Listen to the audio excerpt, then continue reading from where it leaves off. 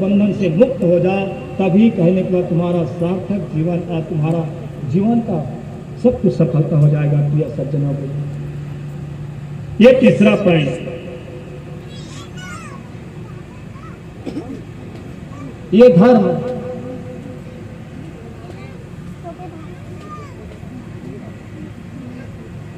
धर्म का कारण है कि भूला हुआ इंसान को रास्ता बता देना, गिरे हुए को उठा देना, भूखे को खिला देना, प्यासे को पानी पिला देना, दिन दुखियों के साथ में बैठ लेना, अच्छी सी बात करना।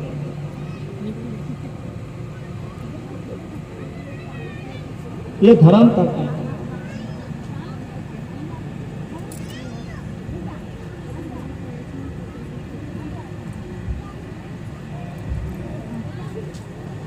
ये धर्म का काम है।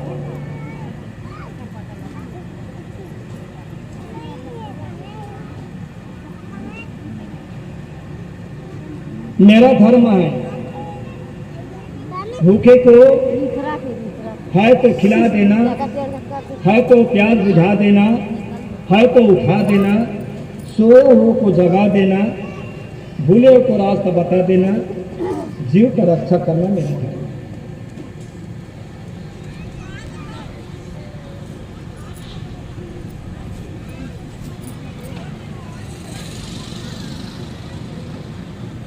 धर्म करने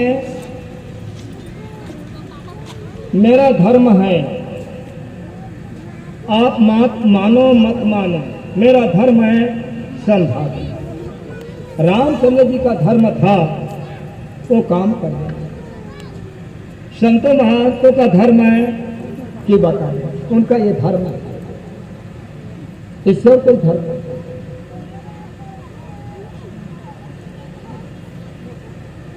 समझा दो, बुझा दो, और एक प्रकार के प्यासा नहीं, ये जीव मुक्ति मोक्ष का प्यासा जीव, ये जीव ऐसा नहीं अन्न पानी का प्यासा वाला बात नहीं, ये जीव मुक्ति का प्यासा जीव। यह जीव मुक्ति पाने के लिए संसार में आया, मोक्ष होने के लिए पाया है। मान के चलो मुक्ति का मार्ग, इस जमाने में तुम करोड़पति भी रहोगे, अच्छे भी रहोगे, अच्छे साथ संगत अच्छे परिवार में भी रहोगे, पर कितने भी साथ संगत, कितने भी अच्छे घराने, कितने कहीं भी रहो, लेकिन एक बात जरूर है कि सुख की बात मत करो, बल्कि दुख हो सकता है। मैं कई घर जाकर के बैठ के देखा हूँ, सबके घर में दुखी है, बात होती है तो दुख की बात लोग करते हैं, इससे और कोई दूसरा नहीं। तो साथ संगत में समझाते हैं साधु लोग, बताते हैं, फरमाते हैं साथ संगत का जरूरत क्या है, साथ संगत सुनने का मतलब क्या है। कई के घर में 5-10 लड़के बच्चे हैं, माँ बाप को पालते नहीं। कई के घर में बाल बच्चे नहीं हैं, वो रोते हैं। कई लोग बाल बच्चे होकर के रोते हैं, कई लोग ज़्यादा धनी होकर के रोते हैं, कई लोग गरीब होकर के रोते हैं, कई लोग बीमारी से रोते हैं, कई लोग और कोई चीज से रोते हैं, पर दुख की बात है। बाकी ये संसार में कोई तरफ से देखा जाए तो रोना के अलावा ऐसा कुछ नहीं। अभी नहीं रोगे, बचपन में रोया, जवानी में कुछ पाना था खोया, और सियाना में सब छोड़ करके और रोया। तो सियाना जब उम्र आ जाएगा, जब सियाना उम्र में ना आपके पास में ताला है, ना चाबी है, ना रिश्ता है, ना नाता है, ना ये है, ना ते है, ना बैठने वाले, जब बुढ़ा हो जाओगे, कमरा में रहोगे, अकेला बैठोगे, कहोगे ये कमरा में भी कोई नहीं आता, कोई नहीं आता। आप सोचोगे बैठे बैठे कि कमरा में भी नहीं आता, इतना परिवार है, मैंने इतना धन कमाया, मेरा बेटा नौकरी पर है, मैं इतना था पहले, लेकिन आज के डेट में ना मेरे पास में पैसा है, ना कौड़ी है, ना मेरे पास में साथ है, ना संगत है, बस अकेला कमरा में पड़ा हूं। ये दशा आएगा। तो लोग सोचते हैं कि भगवान मैं इतना करने के बाद में मैं खाट पे पड़ा हूँ, मेरे बाल बच्चा मेरे पास में आते नहीं, मेरा रिश्ता नाता बस 5-10 मिनट के लिए मिलने आते हैं फिर चले जाते हैं। तो कई समझदार सोचते हैं कि मैं क्या लफड़े में पड़ गया, मैं तो पहले बचपन में ऐसा था, जवानी में ऐसा था, बुढ़ापा में ऐसा था, अब खाक में पड़ा हूँ, बड़ा विचित्र है। तो कोई अच्छे लोग समझते हैं बात को, तो कहते हैं कि ये बात समझ में आ गया, अब की बात इससे पार हो जाना चाहिए। जो समझता है पार हो जाता है, और जो नहीं समझता तो इसके लिए संसार में आवागमन के चक्कर में बस यही रोना लगता है। तो जो समझ पाता है वो चला जाता है, अच्छे सोच करके पार हो जाता है। जिन लोगों के पास में ऐसा ज्ञान है तो सारी संसार को एक तुच्छ समझ करके वो पार हो जाता है और निकल करके उस पार जाता है। और जब उसका मौत मृत्यु होता है वो चला जाता है उस लोक पर और जा करके कहता है कि मैं वहाँ फंसा था। जब यहाँ का प्रक्रिया वहाँ जाने के बाद में सब देखते हैं तो लगता है कि मैं कहाँ फंसा था, मेरा भी दिनचर्या यही था और यही मैंने फंसा था। वहाँ जाने के बाद में पता लगता है कि हाँ तो यहाँ के लोग यहाँ जो यहाँ का इच्छाधारी यहाँ जो चाहते हैं वो यही रुचि मनाते हैं, यही रह जाते हैं। और यहाँ को जो तुच्छ समझता है, यहाँ को जो अच्छी उसको ये नहीं लगता, तो यहाँ से छलांग मार के पार जब हो जाता है तो वहाँ चला जाने के बाद में फिर उसको कुछ दिन के बाद में वहाँ महापुरुष के रूप में लेकर के आते हैं, अच्छा पंडित बन के आते हैं, अच्छे बड़े महापुरुष बन के आते हैं और आ करके यहाँ के फंसा हुआ जीव को फिर समझाते हैं कि सुनो रे भैया और चलो।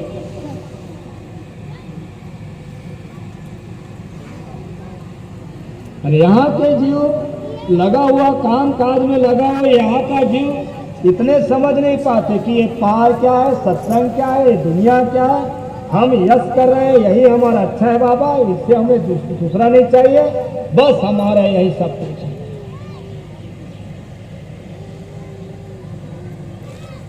चल बैठ, अच्छा पानी दे। इस बात को समझो,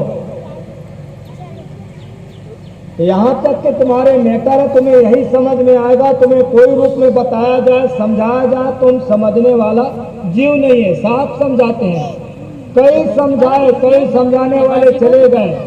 यहाँ के रहने वाले, ये दो टूर्नामेंट होता है ना, कहता है कि जिसको जिस पार्टी में जाना है जा सकते हो और जिसको जाना आना है वहाँ रहे।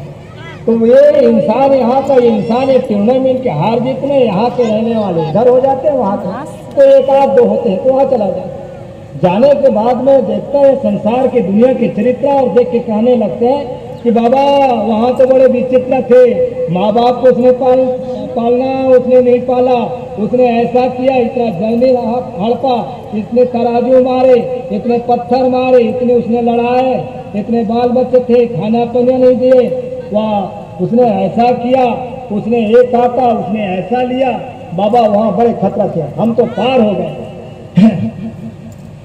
तो पार हुआ जीव यहाँ संसार में किसी विद्वान पुरुष के पंडित या ब्राह्मण या जोगी सन्यासी के रूप में आ करके यहाँ के अटके जीव को फिर से रिटर्न करके समझा करके पार करना चाहते हैं। किया करते हैं पार करना, सत्संग सुन करके जीव पार हो जाता है और पार होने के बाद में जब मंजिल पहुंच जाता है फिर कुछ दिन के लिए संसार के आवागमन में फंसे हुए जीव को पूर्ण मालिक का संदेश सुना करके उससे निकालना चाहता है।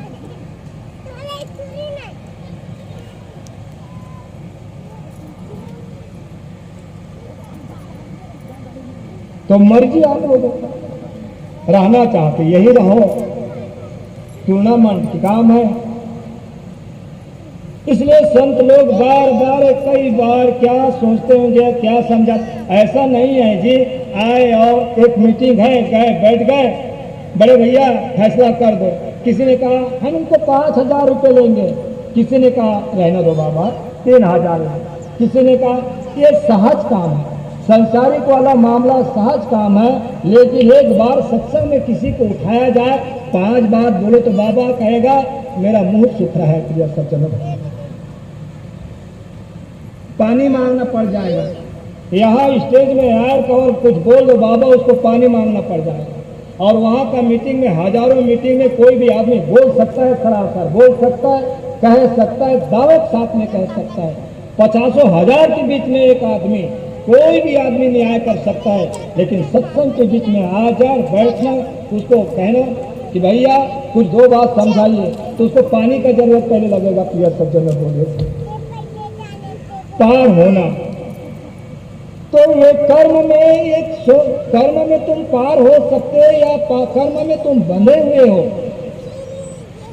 ऐसा तुमने किसी का कर्म खोला कि तुम खुद ही बंधे हो, कि किसी को किसी के कर्म में झोला भर दिया, कि तुम किसी के कर्म के चीज को तुमने अपना झोला भर लिया। प्रिय सज्जनों बोले यदि ये चीज समझ में नहीं आएगा तो पंडित और साधु सन्यासी सबको पीठ में लाद करके हमको जाना पड़ेगा। प्रिय सज्जनों बोले सब कर्म का लपेट राम को नहीं छोड़ा। धोखाबाज जिसने किया, चाहे राम हो, चाहे कृष्ण हो, चाहे साधु हो, चाहे सन्यासी हो, चाहे शिष्य हो, चाहे महंत क्यों हो, समझ लेना। भगवान रामचंद्र जी एक झगड़ा में सियाना बन के गए। किनके घर में? बाली और सुग्रीव के घर में। सुग्रीव बोले भगवान मेरा बड़ा भाई बड़ा ये खतरनाक है, मारता है, पीटता है, रात छीनना चाहता है। बड़े तकलीफ में अपना दिन गुजार रहा हूँ, वहां नगर में नहीं रहता, मैं जंगल झाड़ी में 2-4 संख्या के साथ में बड़ा परेशान। भगवान रामचंद्र जी बोले कि मैं तो भगवान हूं, मैं जो भी कर सकता हूं। सुग्रीव बोले कि भगवान आप ही कुछ कर सकते हो। हाँ बोले मैं ठीक कर सकता हूं।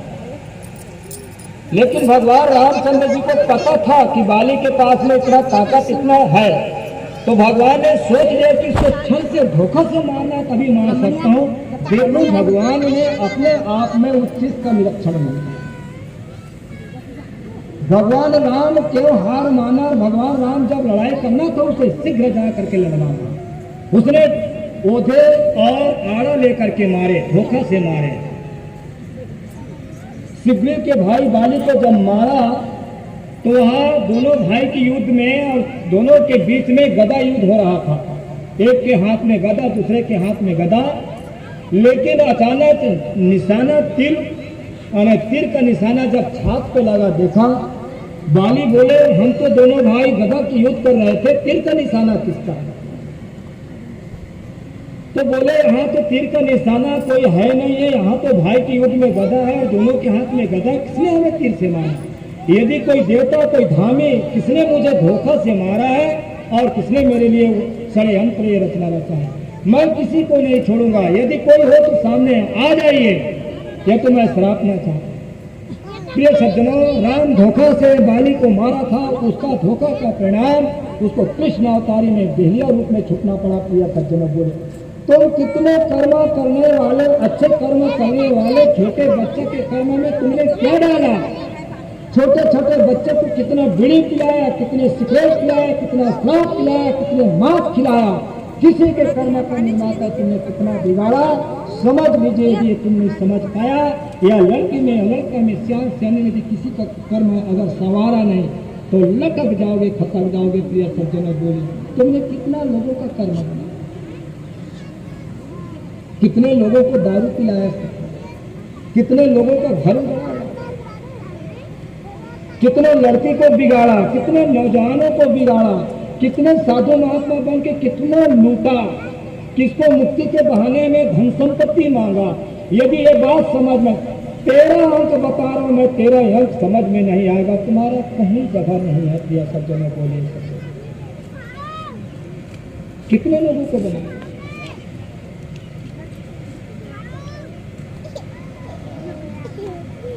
आज तक के कितने तुम्हारे संग, कितने लोगों का जीव का कर्म बिगाड़ा, कितने लोगों को भुलाया, कितने लोगों को ठगा, कितने लोगों।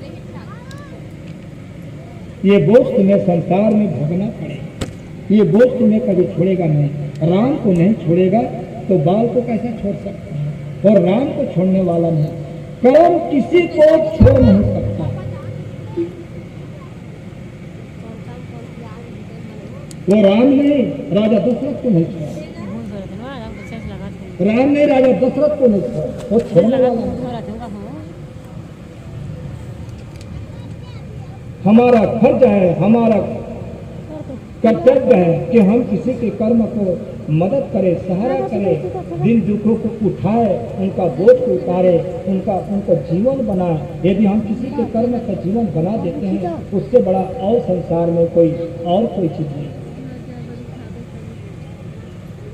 मनुष्य बनकर के संसार को उद्धार करता है। सत्संग सुनने का सुनो और किसी का जीवन बना दो, सुनो और माता पिता की सेवा में लग जाओ, सुनो अच्छे ज्ञान की तरफ चला जाओ, सुनो यही तब करो। बाबा बनकर के तुम ये दुनिया में हमें ज्ञान बांटने की जरूरत नहीं, बाबा बनकर के मुक्ति के मार्ग में ठगने की जरूरत नहीं, और बाबा बनकर कोई राजा रानी का कहानी बताने से कोई साधु नहीं। साधु तो वो है कि 13 अंक को जो पार कर लेगा उसी का बेड़ा पार है। तो सज्जनों बोलिए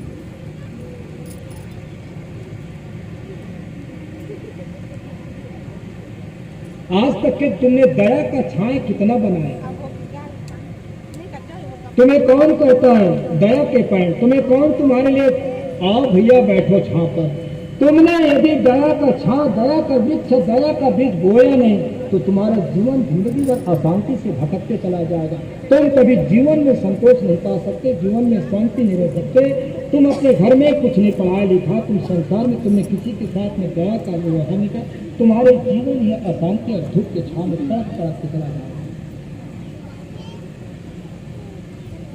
कितने तुम्हारे सज्जन दिन, तुमने कितना सज्जन बनाया, यही तुम्हारा जीवन का धूप, यही तुम्हारा जीवन का दुख है।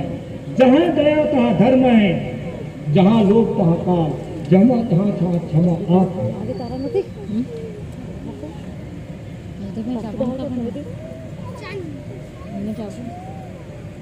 तुमने आज तक के धूप के छांव में बैठा, यदि धूप के धूप में बैठा, इसलिए तो लोग दया तप रहे हैं संसार में। लोग हम बड़े दुखी हैं, अरे हमारे बाल बच्चे भी हमें दुख। तुमने किसके साथ में अच्छे दया किया? किसको दया की बात बताया? कौन से जीव के साथ में तुमने प्रेम किया? कौन से जीव के पास में दया करने गए? जब ये तुम नहीं किए तो तुम्हारे बाल बच्चा भी ऐसे तुम्हें अग्नि में डालेगा कि तब सबसे कहते हैं इंसान मर जाता है, होने वाला कुछ नहीं। जो कर्मी इंसान करता है उसका वापस फल मिलता है। जो जैसा पेड़ लगाता है वैसा फल मिलता है। और कोई कहे कि आम लगा दे, नहीं कोई लगा दे बबूल तो कहे हमें आम मिल जाए, कदाचित नहीं। मनुष्य कर्म का निर्माता है और मनुष्य खुद ही पार होगा। केवल मालिक के संदेश, मालिक के वचन को समझ सकता है, उनका बेड़ा पार हो सकता है। कि आज तक के इसलिए तो इंसान जब दया की बीज बोया नहीं है तो पड़ोसी वाले कहना चाहता है कि ये दुश्मन आ, ये नालायक गुजर रहा है। बस्ती वाले कह रहे हैं कि इसके पास में दया नहीं है, ये नालायक है, पागल है, ये सियान नहीं है, सियान भी कुरूप है। दया रूपी धन तुम्हारे पास में, दया रूपी छाया अगर हो जाए, मैं वो कहना चाहता हूँ तुम्हें अगर प्रेम के साथ में अगर तुम्हें बुलाना मिलता है, तुम्हें प्रेम के साथ में रास्ता नहीं मिलेगा, तुम अगर जीवन में शांति नहीं पा सकते, तुम जीवन में अगर सुख नहीं करोगे तो मेरे वाणी में कच्ची माना जाएगा। मनुष्य चाहते हैं वृक्ष डाला, उस वृक्ष का बीज बोया जाए। हम आए हैं संसार में किस लिए? केवल अपने लिए, केवल अपने लिए नहीं, हम पर असल धर्म निभाए और पर हम अपने लिए भी आए हैं और पराये के लिए भी हमारा आज्ञा है। हम ऐसे नहीं कि केवल अपने ही लिए रोटी कमाने आए हैं। हम कितने लोगों को कहने के बाद अपने दया के साथ में रोटी हमने बांटा है, कितने लोगों के थाली हमने खींचा है, कितने लोगों को हमने दुख पहुंचाया है और कितने लोगों के साथ में हमने दया का भाव रखा है। ये तराजू पर तौलो, कितने लोगों की रोटी, कितने लोगों के साथ में तुमने, कितने लोगों को धूप में बैठा रहा है, कितने लोगों को तुमने परेशानी में डाला है। ये मनुष्य का कर्तव्य है। मनुष्य संसार में कर्तव्य करने आए हैं, धन संपत्ति ले जाने नहीं और राजा बनाने नहीं। मनुष्य कर्तव्य करने आए हैं और कर्तव्य करने के अनुसार उसे इस मंदिर का द्वार खुलता है। पूरा कर्तव्य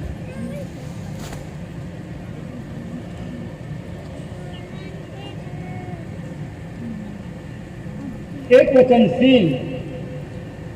आज तक के तुमने अपने वचनों का पालन कितना किए हो प्रिय सज्जनों? बोलिए सदिल को। आज तक के तुम्हारे वचनों में क्या रखा गया है? सबको पानी दे दी रे। तुम अपने वचनों का पालन किए हो? मुंह धोबे का रे?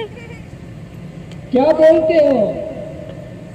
सियाना मान कर तुम्हें कोई फैसला में ले जाता है, अपने से बड़ा समझे क्या संदेश देते हो? वहाँ पर क्या वचन डालते हो कि काड़ी तो नहीं करते?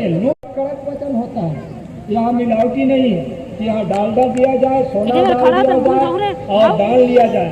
दाल एक पैसा मत लो, लेकिन सब्जी का शब्द मान लीजिए प्रिय सज्जनों, यहाँ दान की जरूरत नहीं, यहाँ मान की जरूरत नहीं, यहाँ कोई चढ़ौती वाला सिस्टम नहीं है।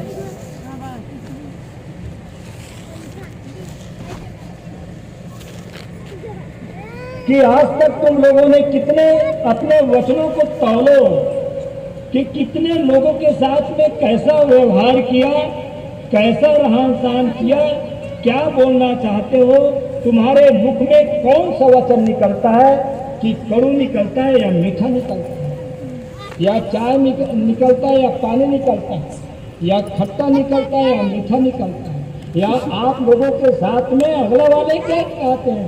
इनका वचन धर्रा मानी ना।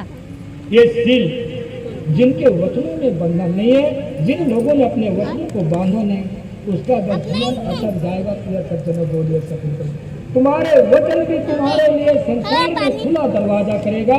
तुम्हारे वचन सबको मम्मी पापा कहेगा। तुम्हारे वचन तुम्हारे दूसरों के लिए हित कर सकता है, और तुम्हारे वचन के बराबर में तुम्हारा कोई कीमत नहीं है। तुम्हारे वचनों में कीमत है, तुम्हारे वचनों में दर्जा है, और तुम्हारे वचनों में तुम्हारा भला है। यदि तुम्हारे वचनों में अगर भला था, तुम्हें धनी है कोई नहीं कह सकता। प्रिय सज्जनों, क्या समझा? इंसान क्या बोलते, क्या बोलने का तमीज है, क्या बनाया सकते हैं? यदि वचनों में भी आप इन वचनों को भी नहीं समझ पाए, मनुष्य कहते किसी को गाली देखते हो बिना मतलब के, अगले वाले को दुख लगता है। किसी के लिए कपट करते हो, अगले वाले को दुख लगता है, और तुम्हें कोई बोले गाली तो तुमको कैसा लगता है? यदि तुम्हारे पास में कोई कपट करे, तुमको कैसा लगता है? तुम किसी की बुराई करो, तुमको कैसा लगता है? वहाँ तुम्हारा बुराई करे, तुमको कैसा लगता है? यदि तुम किसी का तुमको कैसा, तुमको पता लगता है, और तुम बोलते हो, ये समझ में नहीं आता। किया और जो भी बोलो तो हम अच्छी बोल रहे हैं, और उससे अब तुम्हारे पास में क्या कहना? साफ समझाए तो जो भी करे तुम अच्छी कर रहे हो। और नहीं पिए तेरे बुआ, मैं रोज भी बोल दिया तो अच्छी है, जो भी बोल दिया तो अच्छी है, पागल भी बोल दिया तो अच्छी है। तुमको अच्छा लगता है, तुम कहा सकते हो, जो भी कहना कहा सकते हो। और तुम्हें जब कोई कहे उल्टा, तो तुमको लगता है कि इसको, ये भगवान पाने का माल है। यदि तुम ज्ञान में भी भूला हो, तुम्हें पार निकालने वाला कोई नहीं आएगा। यदि तुम्हारे प्रेम में खोटा है, तो तुम्हारे नाव अटका रहेगा। यदि तुम्हारे कर्म में खोटा है, तुम्हारे नाव अटका रहेगा। यदि धर्म में तुम्हारा अगर खोटा है, तुम्हारे नाव अटका रहेगा। यदि तुम दया में अगर तुम्हारे खोटा है, तुम्हारे नाव अटका रहेगा। यदि तुम्हारे वचनों में अगर कहीं सही नहीं है, तुम्हारे नाव अटका रहेगा। फिर अगला पहुंचते हैं शांति के पद पर।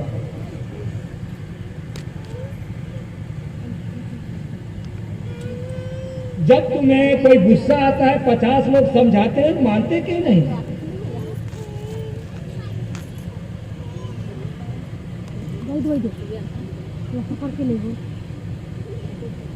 जब संतों के वचनों को सुन करके उस रास्ते पर जा नहीं सकते, तो शांति तुम्हें कैसा मिल सकता है? झगड़ा में तो शांति तो होना ही नहीं है, बात छोड़ो। यहाँ जब संतों के शरणों में आके बाद और सत्संग सुनने के बाद में यदि तुम शांति सीखना नहीं चाहते, शांति की राह पकड़, तुम शांत कब रहो? वो शांति की तो बात, शांत हो जाओ भैया, झगड़ा मत करो, वो झगड़ा लड़ाई की बात है।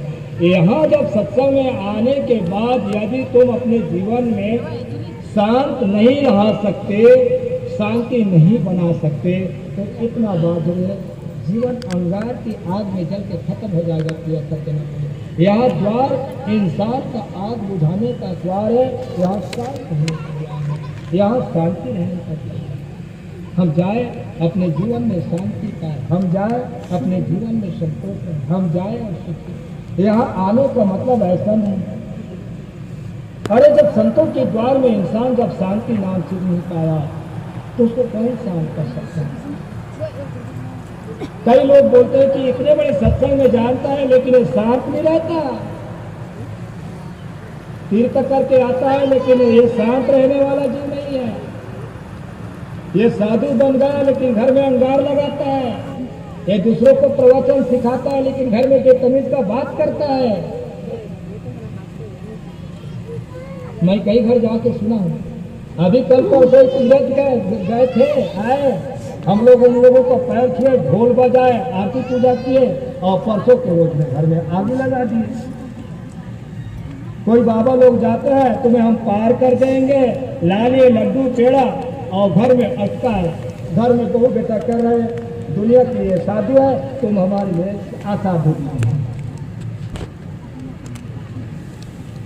यहाँ जब संतों के द्वार में भी इंसान को शांति का पद नहीं मिला तो शांति अगर रहना, इसमें भी अगर तुम्हारा इसमें भी अगर तुम नहीं समझ पाए, इसमें भी अगर खोता है तो समझ जाना कि संसार में तुम्हारे पास आने वाले नैया कोई सब्जी नहीं किया सकते। ये तेरा अंक तुम्हें छोड़ेगा, और जब तक कि तेरा अंक का सत्य अगर ना हो तो संत नहीं। तेरा अक्षर का जब भेद मालूम नहीं तो पंडित नहीं, तेरा अक्षर का अगर पता नहीं तो नामदान नहीं, तेरा अक्षर का ज्ञान नहीं तो शिष्य नहीं, तेरा अंक का पता नहीं तो मुक्ति का मार्ग अंधेरा है। तेरा सज्जनों को ले सकते, तेरा अंक समझ लीजिएगा। इसलिए तो घर में अंगार लगा, साधु के सन्यासी के घर में क्या आग लगा रहता है। ये तो बड़े साधु प्रवचन करता है, अचानक वाले गुरु जी ढेर बार बात करता है, भाई बीजों को गाली देता है, बहू के साथ में बेतमीजी बात करता है। ये नतीजा हो सकता है। प्रिय सज्जनों बोले संतों के शरण में जाने के बाद में ये 13 अक्षर तमीज से सीखे और जीवन को सफल बनाए। जीवन 13 अक्षर के बिना जीवन का नहीं अटका रहेगा। यदि 13 अक्षर समझ में नहीं आएगा, तुम्हारे चौक चालने और चौका करने से भी तुम्हारा उद्धार नहीं होगा। 13 अक्षर पढ़ा नहीं वो साधु महात्मा नहीं, 13 अक्षर पढ़ा नहीं वो कोई विद्वान नहीं। 13 अक्षर अगर समझ में नहीं आए तो तुम्हारे वेद तुम्हारे पीठ में भी अगर ला दोगे तो भवसागर के नहीं खबर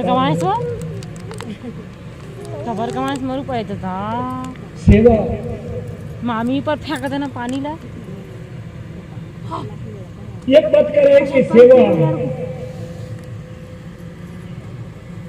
आज तक के बच्चे माँ की सेवा में इतने बड़े पले, इतने बड़े सब कुछ किए। माँ ने जन्म दिया, माँ ने पाला, माँ ने पोसा, माँ ने ये किया, माँ ने काजल लगाया, माँ ने कपड़ा पहनाया, माँ ने हाथ पकड़ के उंगली दिखाया, नाना पापा सिखाया, नाना ये किया, पापा और माँ ने कहने के बाद रास्ता दिखाया, स्कूल तक पहुँचाया, जमीन जायदाद दिखाया, ये बनाया, महल मंजिल बनाया। उनका जीवन में हर समय जीवन का मोड़ को कहने के बाद बदलने के लिए कोशिश किया। ये बताइए कि आज तक के तुमने अपने माँ बाप के साथ तेल लगाने की बात छोड़ो, कहीं बाहर से जाते हो, बाहर से निकलते तो पाँव छूने का सेवा का मौका देते हो कि केवल महाराज गुरु जी का सेवा करते हो।